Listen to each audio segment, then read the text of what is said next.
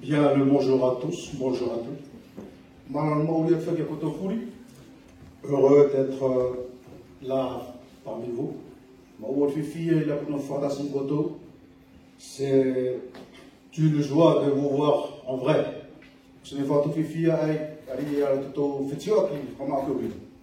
Parce que depuis le temps, je vous vois toujours à travers mon écran.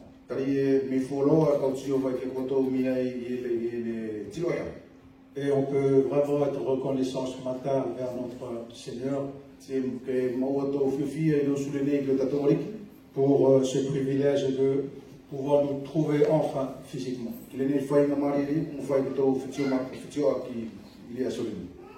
Le thème principal de notre week-end sera le salut.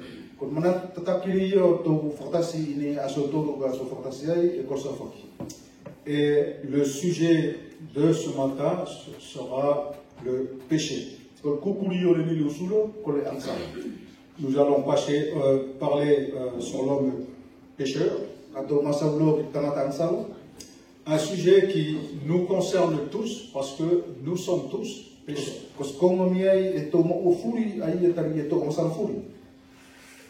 Pour mieux comprendre ce que c'est le péché, d'où il vient, et comment il impacte nos vies, il est important de revenir à l'origine de la création de l'homme. Comment Dieu l'a créé,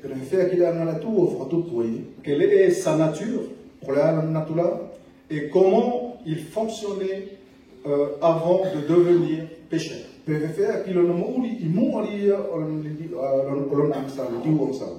L'homme, c'est-à-dire l'homme et la femme, est une créature de Dieu. Dieu l'a formé à partir de la poussière du sol,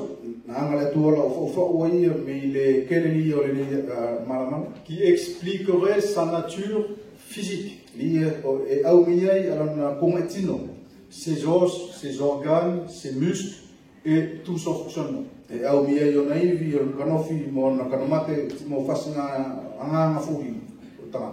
Puis Dieu lui insuffla dans les narines un souffle vital,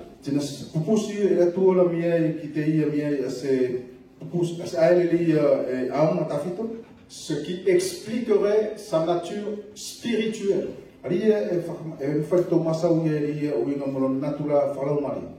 Ses pensées, ses émotions et aussi ses capacités intellectuelles.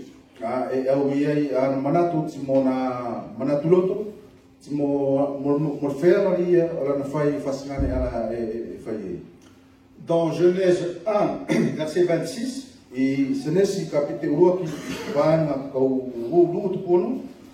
nous lisons que l'homme a été créé à l'image de Dieu.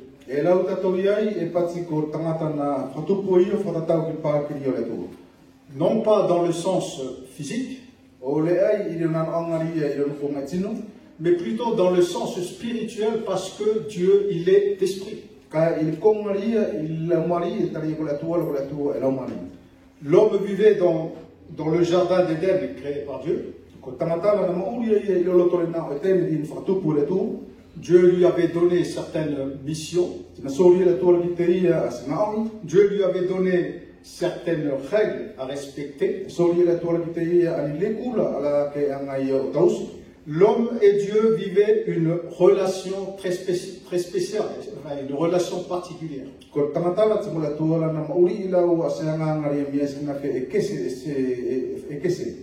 Il y avait un équilibre parfait dans tout ce que Dieu avait mis en place.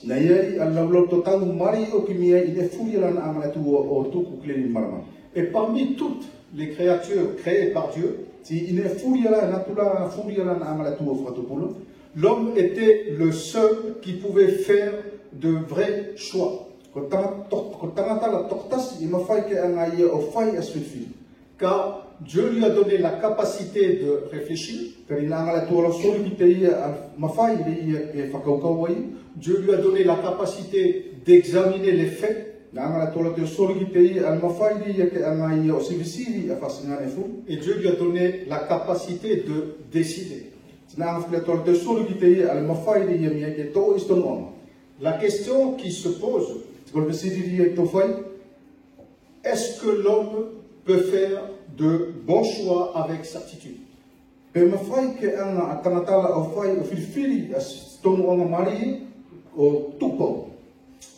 Oui, mais à une seule condition. Être en possession de la connaissance absolue, de l'omniscience. L'homme connaît beaucoup de choses, c'est sûr. On voit l'évolution de la science, l'évolution de la technologie.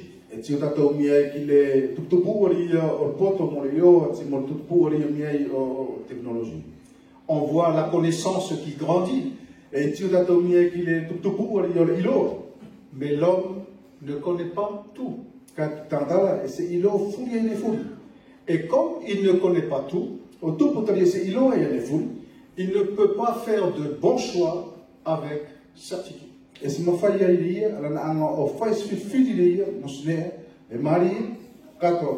Pourquoi? Parce qu'il n'a pas toutes les données. Il ne peut pas évaluer les risques.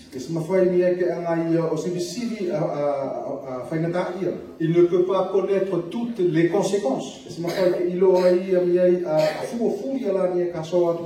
Il ne peut donc pas être sûr à 100% de faire le bon choix.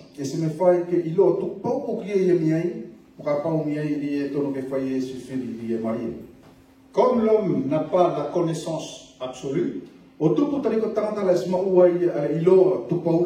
il fait des choix dans l'ignorance. Et les conséquences sont parfois catastrophiques. Je pense que cette réalité, nous la connaissons tous. Nous l'avons tous expérimenté au moins une fois ou deux fois dans notre vie. Y compris les plus intelligents et les mieux instruits.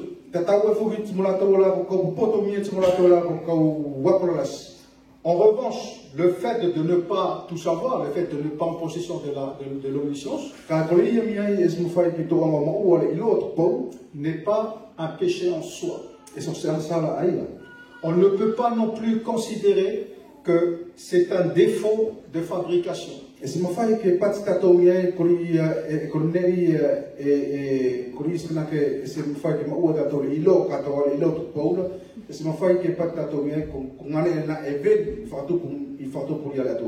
Dieu nous a créés ainsi. Nous devons reconnaître que nous sommes limités. Nous sommes limités au niveau connaissance. Et nous sommes limités aussi au niveau de l'intelligence.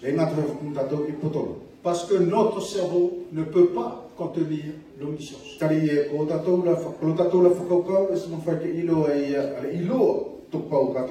Donc, l'homme par nature ne possède pas l'omniscience.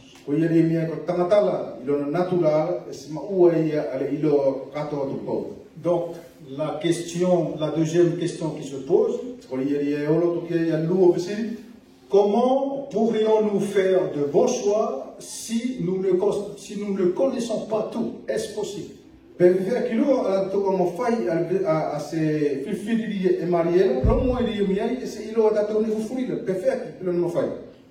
Oui, c'est possible. Même si ça semble incroyable,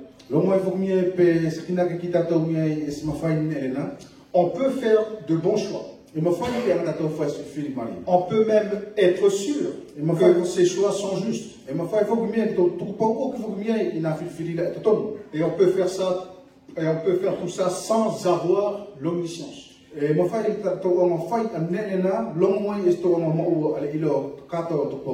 Cependant, il y a 3 conditions obligatoires.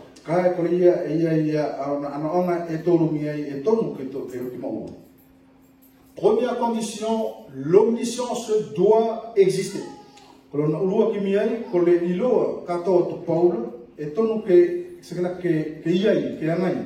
C'est indispensable.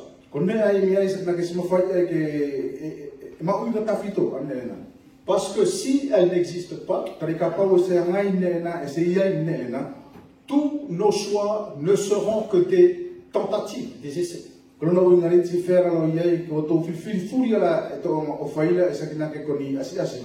Puisqu'ils seront basés sur des informations insuffisantes.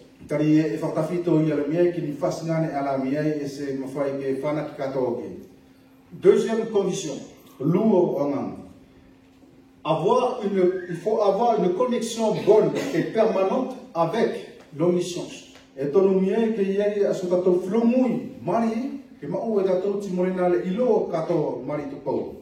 Nous, c'est-à-dire l'être humain qui ne possédons pas de cette omniscience, nous devons être connectés en permanence avec la source de l'omniscience.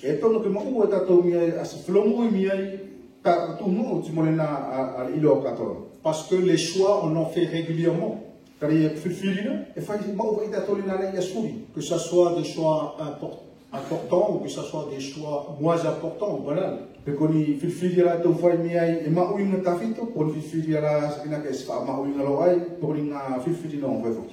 Troisième condition, il faut avoir une relation de confiance entre l'homme et l'omniscience.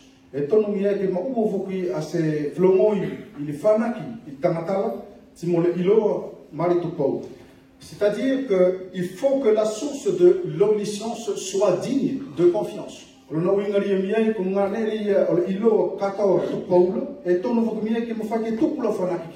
faut que l'homme le reconnaisse et lui fasse confiance sans le moindre doute. Sinon, ça ne peut pas fonctionner. Tout ceci nous montre que l'homme, par sa nature, ne possède pas la connaissance absolue.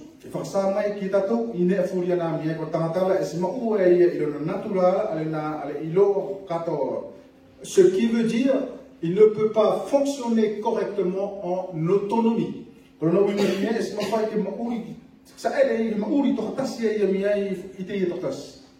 est limité. Donc, il dépend de cette omniscience pour faire de bons choix.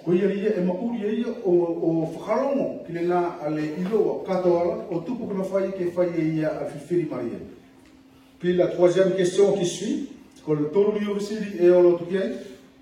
est-ce que l'omniscience existe?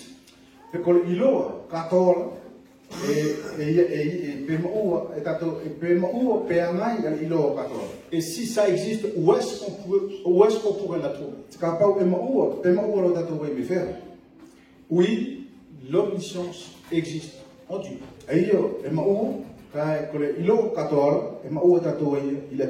Dieu est le seul qui possède la connaissance absolue. Il n'y a personne au-dessus ou en dessous de lui pour le conseiller.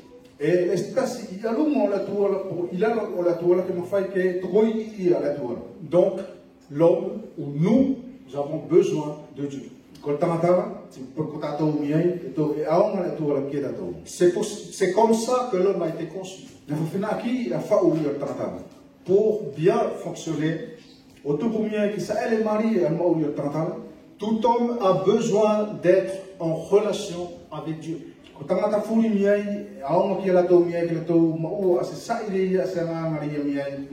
Tout homme a besoin de faire confiance à Dieu.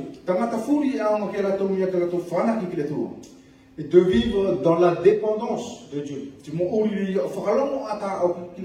Et d'obéir à Dieu. Et l'homme a besoin de Dieu dans tous les domaines de sa vie, quoi qu'il en soit.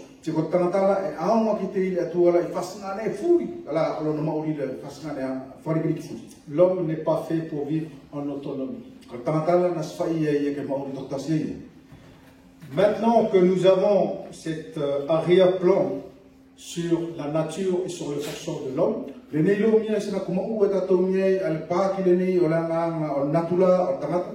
nous allons pouvoir maintenant aborder la question du péché, notre sujet de ce matin.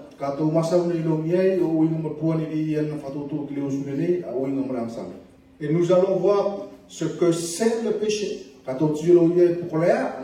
Comment est-il entré dans le monde des hommes? Pour répondre à cette question, il faut revenir au début de la création. Dieu a tout créé à la perfection, sans aucun défaut. Chaque rôle, chaque fonctionnement, tout était bien en place. Mais un jour, un phénomène anormal s'est produit. C'est la naissance du péché dans la création de Dieu. La première apparition du péché a été trouvée en Lucifer, qui est Satan lui-même.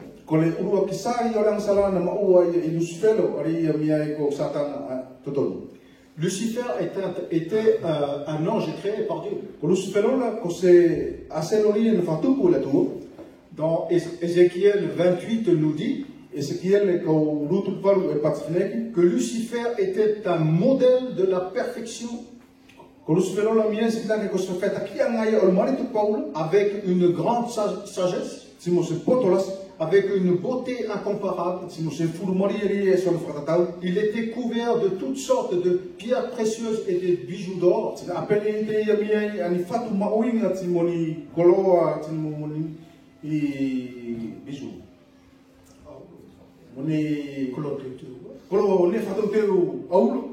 Il était un chérubin protecteur.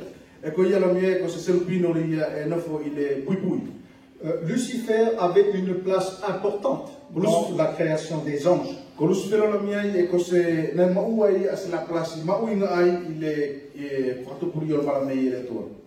Lucifer était un ange parfait et intégral.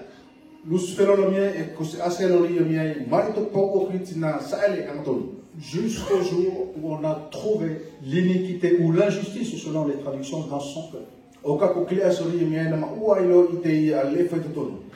C'est un sentiment que Dieu n'a pas créé. Un sentiment qui a pu être provoqué probablement par sa position élevée.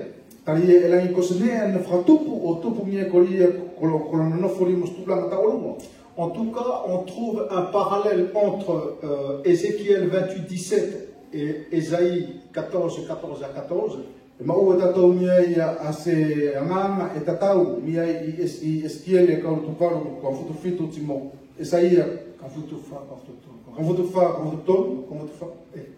Lucifer est devenu très orgueilleux, au point même de vouloir être à l'égal de Dieu. Il veut devenir comme Dieu. Il s'agit ici d'un problème de cœur, d'un problème spirituel.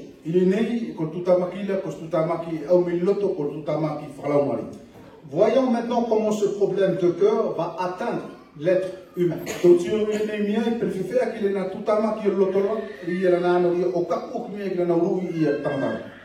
Rappelons-nous Genèse chapitre 2 verset 17. Il est dit, Dieu avait interdit à l'homme de manger le fruit de l'arbre de la connaissance du bien et du mal.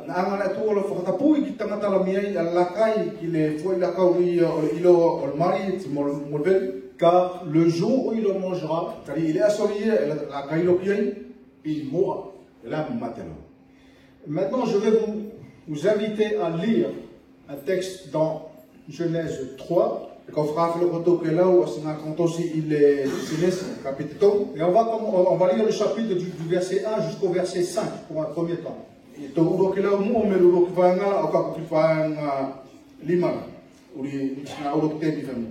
Vous pouvez suivre dans vos Bibles Futunier ou en français. Je vais le lire avec la français courante.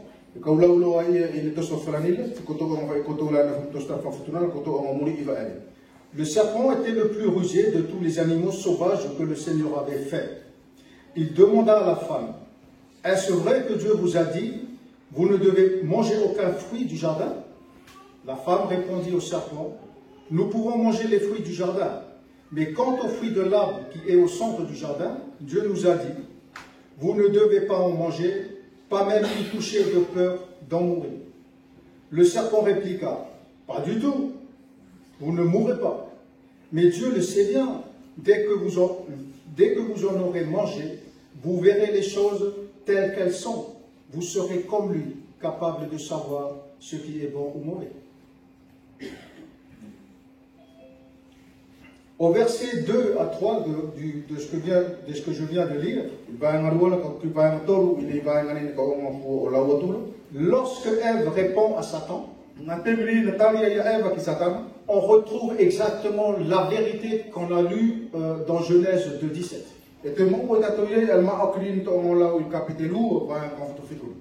Dans un sens, l'homme savait ce qui était bien et ce qui était mal. Ce qui était bien, c'est ce que Dieu leur avait dit qu'ils pouvaient faire. Ce qui était mal, c'est ce que Dieu leur avait dit de ne pas faire. Seulement Adam et Ève Selon Adam et Ève ne connaissent pas le bien et le mal comme Dieu.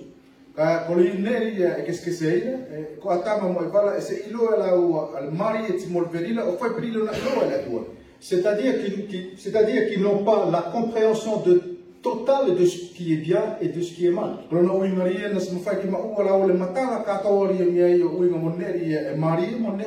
Et pourquoi c'est bien et pourquoi c'est mal. En tout cas, la vérité, c'est que Dieu a voulu les protéger de la mort. La mort en question ici, c'est la mort spirituelle, car Dieu est esprit, c'est la mort éternelle. Nous allons voir un peu plus tard ce que ça implique. En tout cas, quelqu'un qui veut protéger quelqu'un d'autre de la mort, c'est quelqu'un de bienveillant. C'est quelqu'un qui fait preuve de bonté et d'amour à l'égard de l'autre.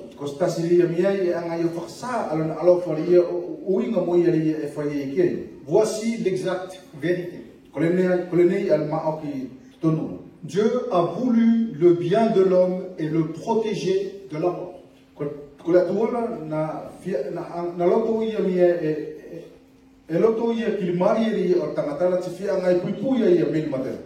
En revanche, la stratégie de Satan, c'est de déformer complètement cette vérité.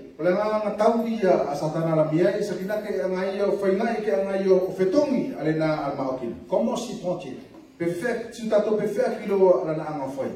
Au verset 4, on trouve le premier mensonge. Il a dit c'est totalement faux. Si vous en mangez, vous ne mourrez pas. En fait, en gros, il n'y a aucun danger. Vous pouvez y aller, vous risquez rien. Mais il ne va pas s'arrêter là, il va continuer encore plus loin sa route. Au verset 5, on va trouver le deuxième mensonge. Voilà ce qui est dit. Mais Dieu le sait très bien que le jour où vous allez en manger, vous verrez les choses telles qu'elles sont, vous les verrez comme Dieu. En gros, non seulement vous ne mourrez pas, mais en plus vous pouvez monter en grade. Vous allez pouvoir voir les choses comme Dieu. En fait, en gros, cette interdiction, selon Satan, n'est pas du tout pour la faveur de l'homme. C'est uniquement en faveur de Dieu lui-même. Parce que le jour où vous mangerez le fruit de cet arbre, vous serez comme Dieu. C'est-à-dire vous n'aurez plus besoin de lui. Vous allez pouvoir discerner les choses pour vous-même.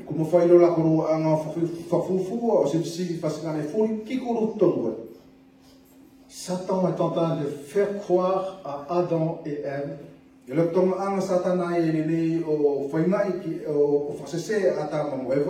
que Dieu se sert de cette interdiction pour garder une position de domination sur eux.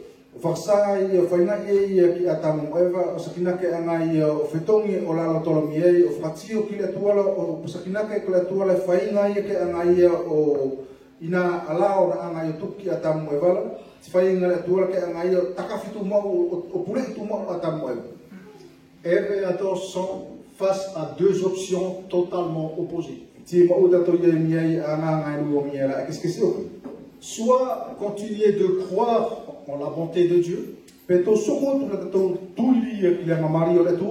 lui faire confiance en se soumettant à sa direction,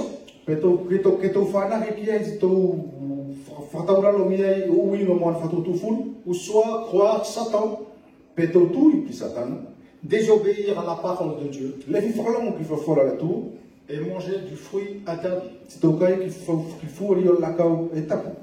Ils doivent faire un choix avec les éléments qui leur ont été donnés.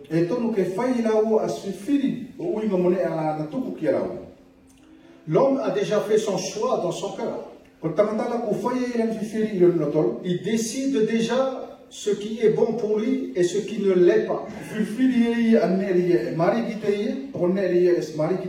Parce que quand on lit le verset 6, il est dit, la femme vit que les fruits de l'arbre étaient agréables à regarder, qu'ils devaient être bons à manger, bon pour avoir la connaissance. Donc l'homme a déjà fait son choix dans son cœur. Il a décidé déjà ce qui est bon pour lui et ce qui ne l'est pas. En désobéissant à la recommandation de Dieu, l'homme déclare qu'il ne veut plus faire pleinement confiance à Dieu.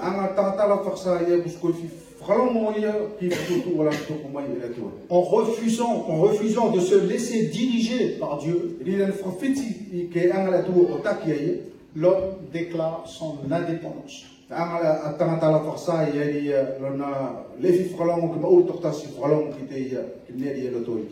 Automatiquement, l'homme choisit de se séparer de Dieu.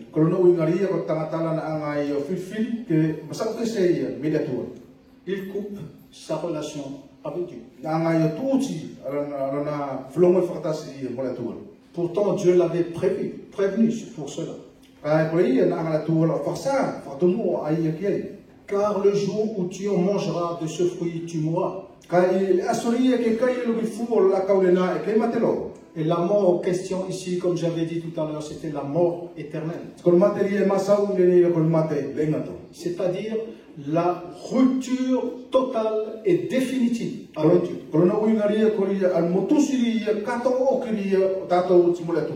Seulement l'homme ne pouvait pas comprendre cela, car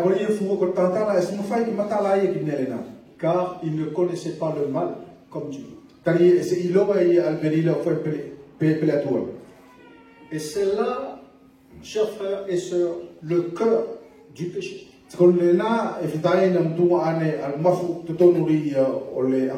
C'est ce refus que Dieu soit Dieu dans notre vie. Refuser de lui faire confiance. Refuser de dépendre de sa direction. Refuser d'obéir à Dieu. Et refuser d'avoir cette relation intime avec Dieu. C'est ça la racine du péché. De cette racine-là, vont naître ce que nous connaissons sous le nom des péchés. Les péchés, ce sont les mauvaises pensées. Et ce sont les mauvaises actions que nous pratiquons dans notre vie. Et ce manque de confiance et de dépendance, cette méfiance par rapport à Dieu,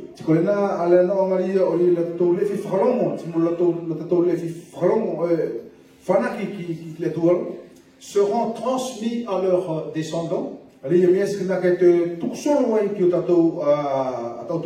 de génération en génération jusqu'à ce jour, jusqu'à nous aujourd'hui.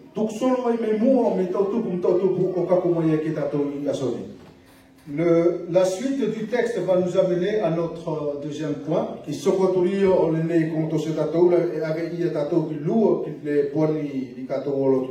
Les impacts du péché dans la vie de l'homme.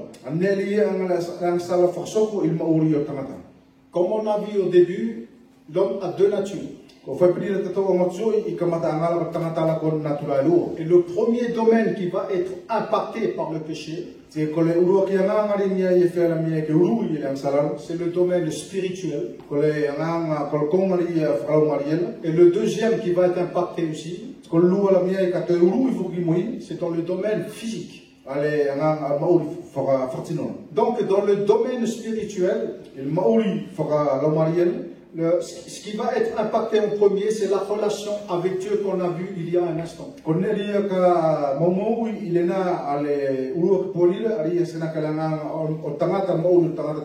C'est-à-dire, l'homme ne veut plus faire pleinement confiance à Dieu. L'homme ne veut plus vivre dans la dépendance de Dieu.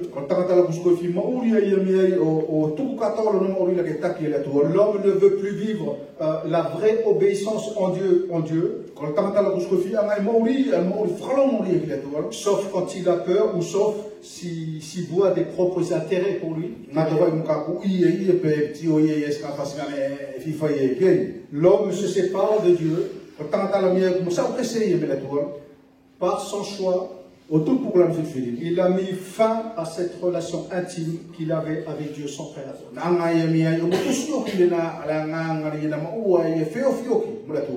Puis, deuxième aspect qui a été touché, c'est la mentalité de l'homme. Nous allons poursuivre notre lecture. Nous allons lire à partir du verset 9 et on va aller jusqu'au verset 13.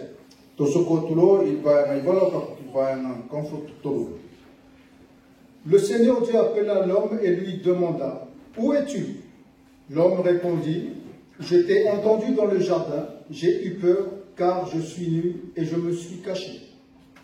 Qui t'a appris que tu étais nu? Demanda le Seigneur Dieu. Aurais-tu goûté aux fruits que je t'avais défendu de manger?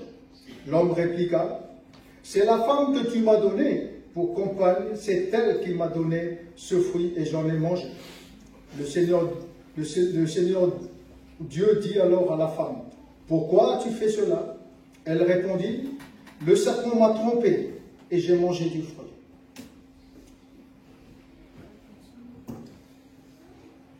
En refusant que Dieu soit Dieu dans sa vie, l'homme a en même temps rejeté la sagesse et l'amour parfait de Dieu. Si tu as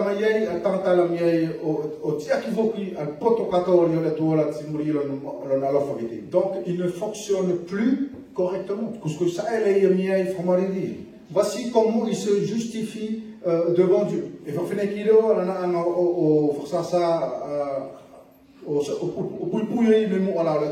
J'ai eu peur car je suis nu. L'homme a un problème profond avec son identité. Sa nudité lui cause problème. Elle le rend mal à l'aise. Et le sentiment le plus répandu aujourd'hui,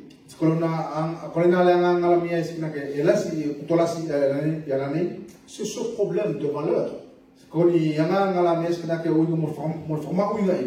Tout le monde recherche par tous les moyens à se valoriser. Ensuite, il rajoute, j'ai eu peur car je suis nu et je me suis caché. Pourquoi se cacher? Parce qu'il sait très bien qu'il a désobéi à Dieu. Donc non seulement il a un problème avec son identité, mais il y a aussi ce sentiment de culpabilité. Évidemment, quand on fait quelque chose de mal, on n'est pas très fier. On se cache. On ressent de la culpabilité, de la honte et de la peur. Et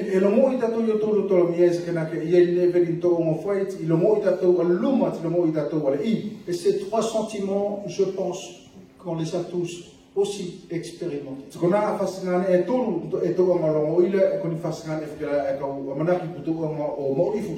Quand le texte dit « j'ai eu peur », il ne faut pas confondre la peur négative qu'on le retrouve ici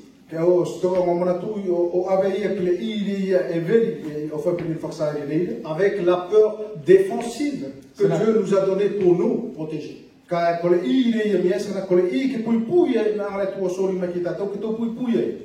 Ici, Adam a peur parce qu'il se rappelle bien de ce que Dieu lui avait dit.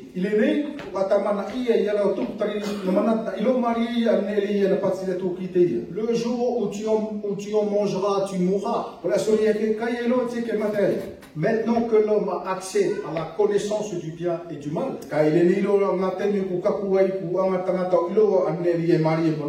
il a probablement compris certaines choses concernant cette mort. Ces versets 9 et 10 nous révèlent un autre aspect de la mortalité de l'homme.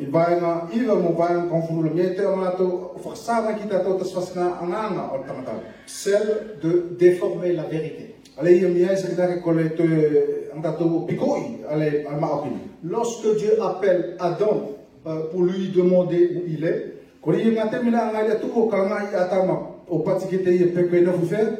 Dieu sait très bien où il se cache. Mais il veut lui donner l'occasion de reconnaître ses torts.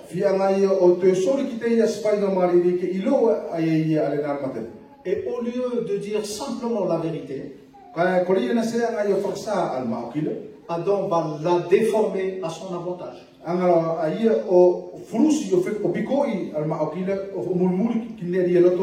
Il dit, j'ai eu peur car je suis nu. C'est faux. Parce qu'ils se sont déjà habillés avec des feuilles. Mal habillés, mais habillés quand même. Et c'est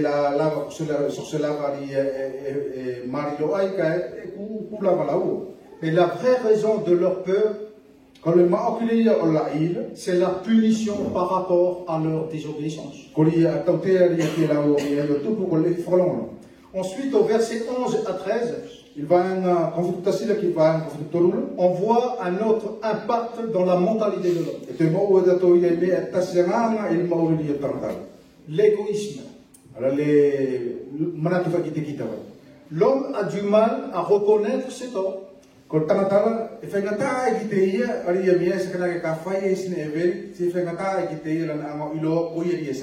ne veut pas les assumer.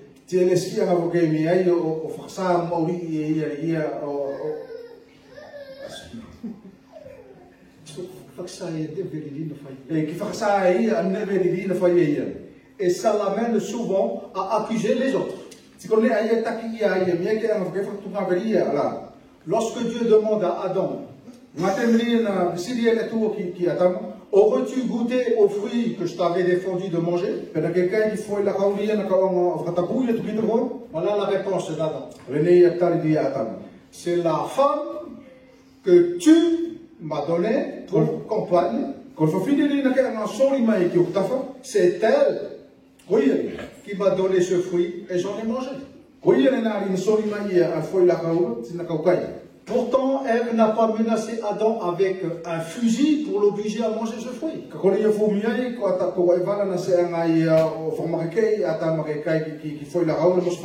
Elle lui a juste tendu le fruit pour lui proposer.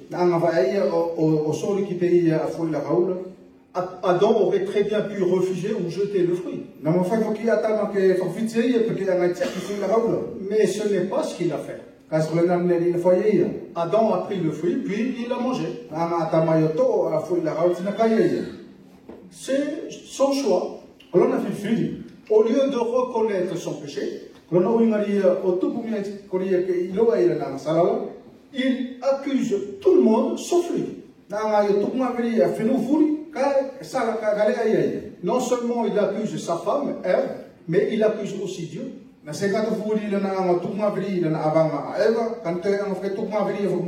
Déjà au verset 10, Adam accusait Dieu par rapport à sa nudité.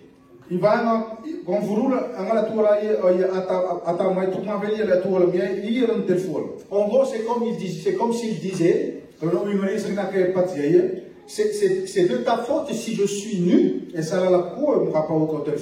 toi qui m'as créé comme ça. Mais c'est complètement aberrant. Parce que juste avant, dans le chapitre 2, au verset 25, il est dit que l'homme et la femme étaient tous deux nus, sans éprouver aucune gêne l'un devant l'autre.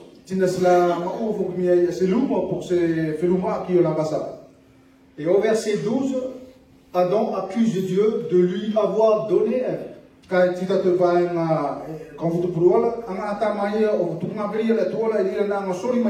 En gros, c'est comme s'il disait, c'est à cause d'Ève que j'ai mangé du fruit défendu. Si tu ne m'avais pas donné cette femme, je ne serais pas dans cette situation.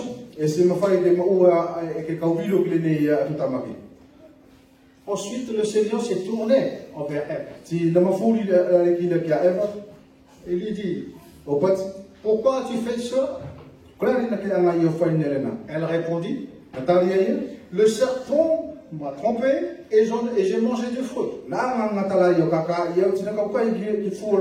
À son tour, Ève accuse les serpents au lieu de reconnaître simplement ses torts.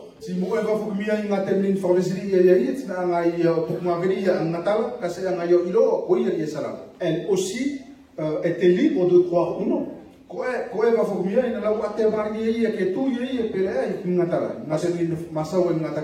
Parce que le serpent ne l'a pas non plus menacé.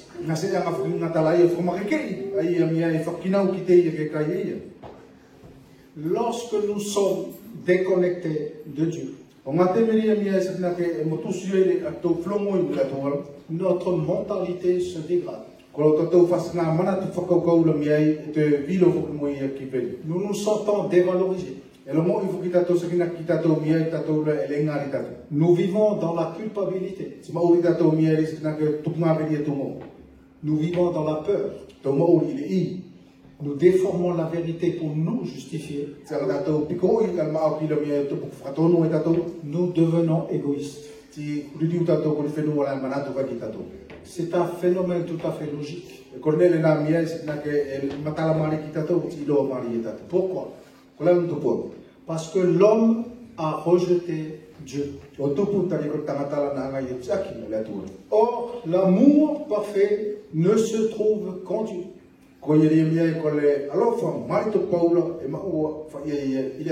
Donc, l'être humain n'est plus animé par l'amour parfait de Dieu.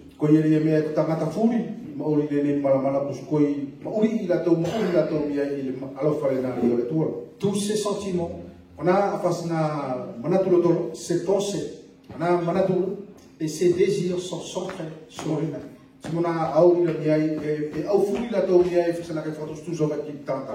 Quand on refuse que Dieu soit Dieu dans nos vies, nous recherchons nos propres intérêts au détriment des autres.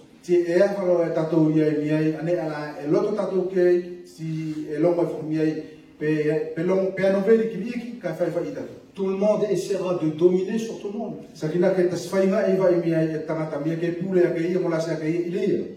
Tout le monde fera du mal à tout le monde pour son avantage.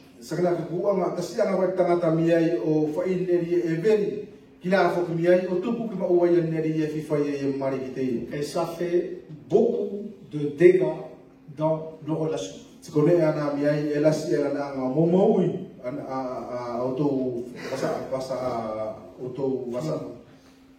Que ce soit au niveau relation couple, que ce soit au niveau relation enfant-parent, que ce soit dans nos relations fraternelles dans l'église, que ce soit dans nos relations avec l'extérieur, amicales ou professionnelles. En fait, ça fait des dégâts dans tous les domaines de notre vie.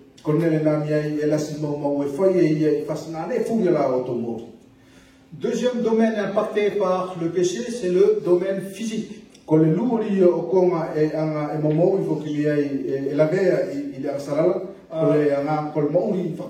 Et c'est le but du Genèse 3, 16 à 24.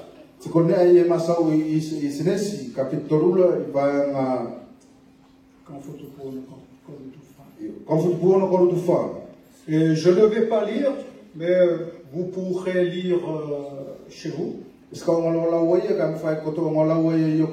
Mais je vais juste donner quelques remarques là-dessus. Non seulement le péché affecte notre être intérieur,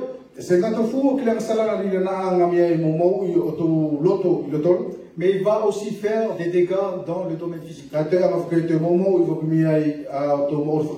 Et dans les versets 16 à 24, il nous donne quelques exemples. Le monde ne sera plus le paradis que l'homme a connu auparavant,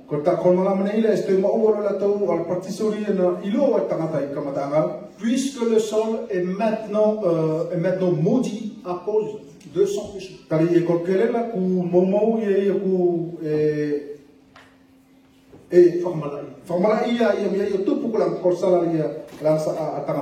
L'homme et la femme vont devoir travailler durement et dans la douleur. Verset 16, la douleur dans l'accouchement pour la femme et la douleur pour avoir de la nourriture pour l'homme. L'homme sera exposé en permanence au danger qu'il ne pourra pas toujours contrôler.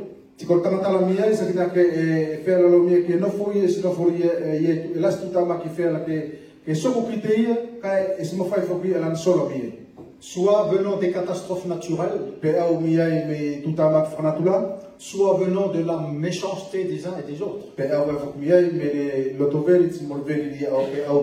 Puisqu'on vient de voir que l'homme pécheur est égoïste.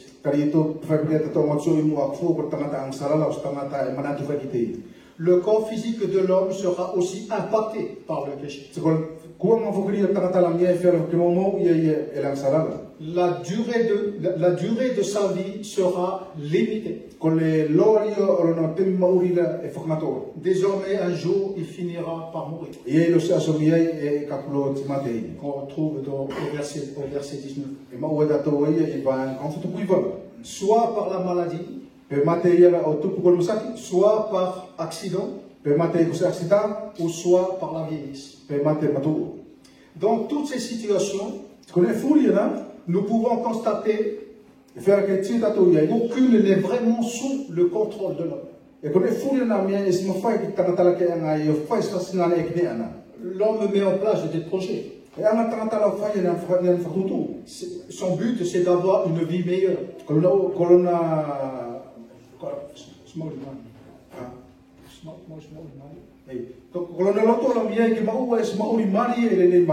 Soit pour lui ou soit pour ses proches. Mais les choses ne se passeront pas toujours comme prévu.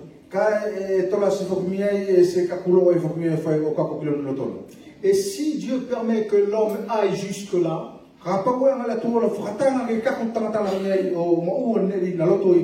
ce n'est pas pour lui faire du mal, mais c'est pour lui faire comprendre qu'il a besoin de Dieu. Il faut que l'homme reconnaisse qu'il s'est trompé et qu'il choisisse de revenir. Nous venons de voir que le péché détériore notre mentalité.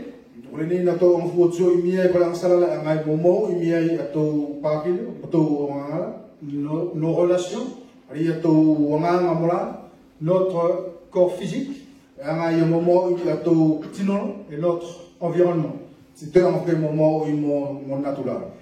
Depuis la chute, tout enfant qui vient au monde hérite de la mort éternelle.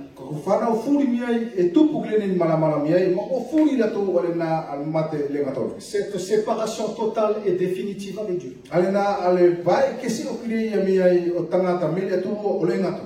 Ça commence donc dès la naissance et ça continue dans l'éternité s'il n'y a pas de repentance.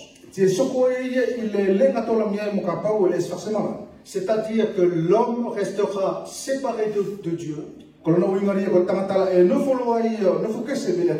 tant qu'il s'endurcira dans sa position,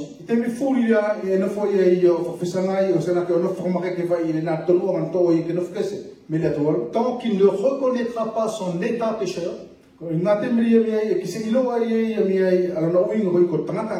tant qu'il n'admettra pas qu'il a fait fausse route,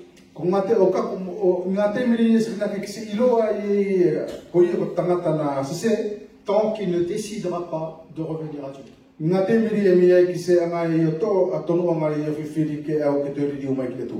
Et la mauvaise nouvelle, c'est que ça nous concerne tous à l'exception de Jésus-Christ. Comme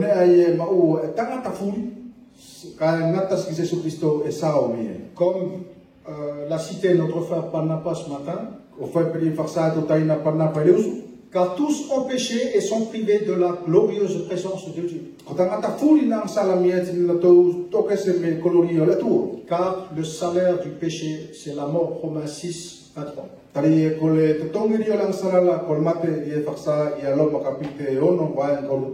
Le problème, c'est qu'aucun homme ne peut rétablir la relation perdue.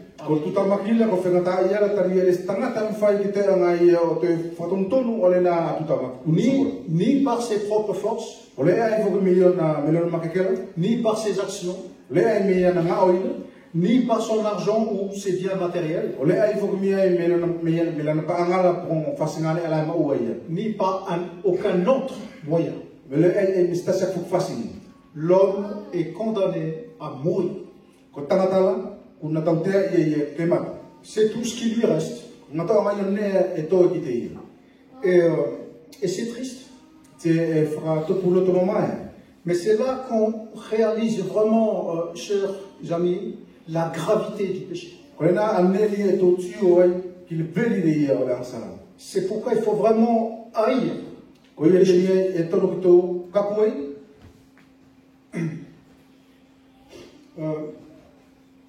N'y a-t-il donc aucune solution possible? Il y en a qu'une. Une seule et unique. Et c'est Dieu lui-même qui la donne.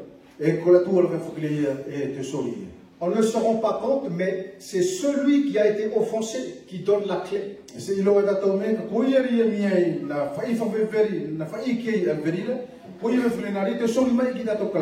Et c'est ça la bonne nouvelle.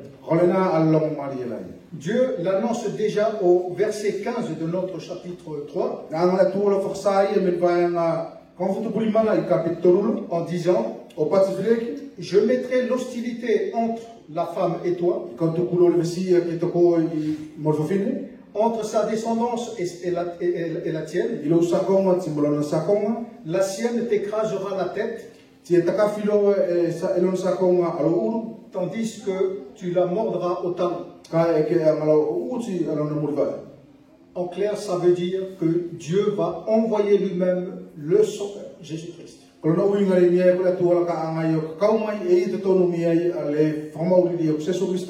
qui va offrir à l'homme le moyen de rétablir la connexion avec Dieu.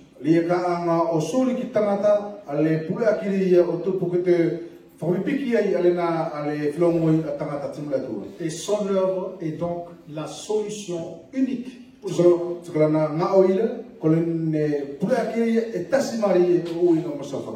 Je conclue. Le péché, c'est ce refus que Dieu règne dans notre vie. C'est ce refus de lui faire pleinement confiance. C'est ce refus de vivre dans sa dépendance. C'est ce refus de lui obéir. Et c'est ce refus d'avoir une relation intime.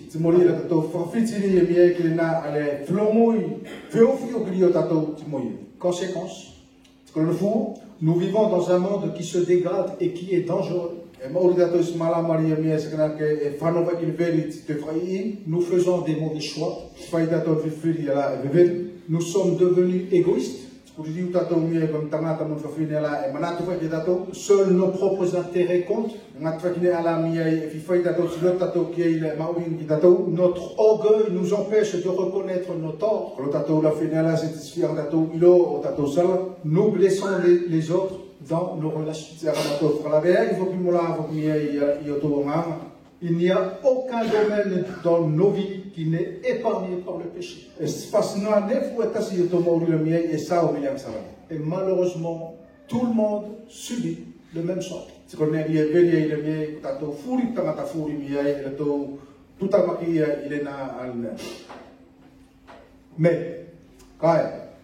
Mais Dieu nous aime tellement qu'il ne veut pas nous laisser ainsi.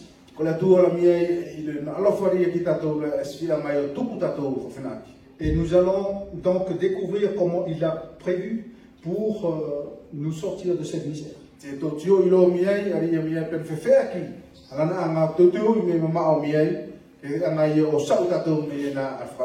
Cet après-midi, notre frère Souliano nous parlera de l'œuvre magnifique de Jésus-Christ à la croix.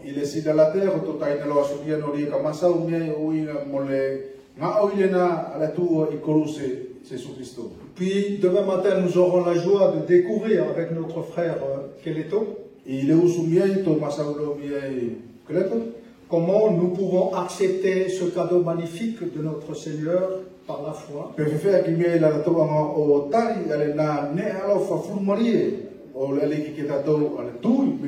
Et enfin, demain après-midi,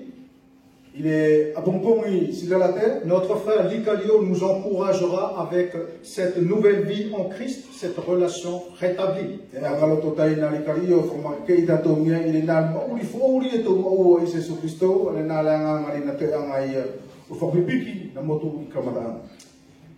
Que le Seigneur bénisse, nous bénisse tous. et nous aide vraiment à comprendre la gravité du péché. Et nous aide à l'éviter et aller dans ce grâce à sa tête.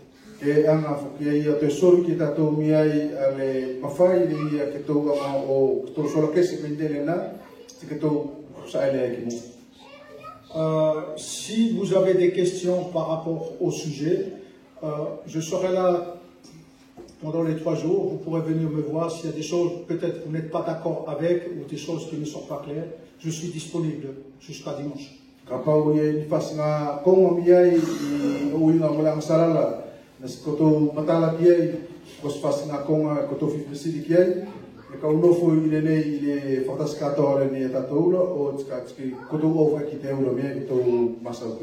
Merci.